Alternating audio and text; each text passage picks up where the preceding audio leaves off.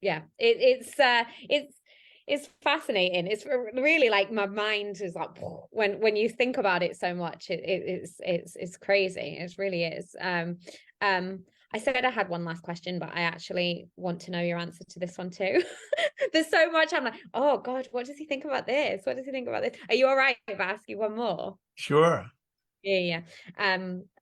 So you talk of like a hasty closure, right, in the book, and where we and there's two different possibilities where we think about it, reach our conclusion, and put it out of our mind, right?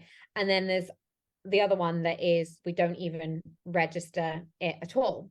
So, you talk about the second one is where you've made closure in the past and you'll stop looking there because you're not seeing it because actually you've already closed that chapter, you've moved on, and you're not even now seeing it in your kind of peripherals. So I want to ask here, do you believe there's a healthy balance? For instance, like if one has made, like, so say I've made closure on a past relationship or like childhood trauma, right? If that, I've closed the door on that, put it to a closure.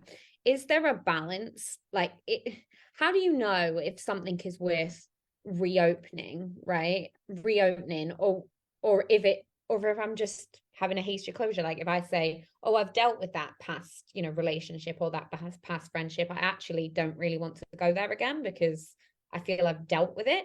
Is there a healthy balance between reopening something? What would be the purpose to like reopen like an old wound if you feel that you've closed it? Is there a balance between that? I believe there is. And that Mm-hmm. if, for example, something keeps coming up Mm-hmm.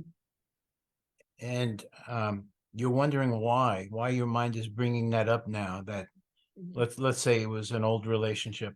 How come I've Mm-hmm. thought of that person every day for the last week, Mm-hmm. or every other day for the last 2 weeks, or whatever it is?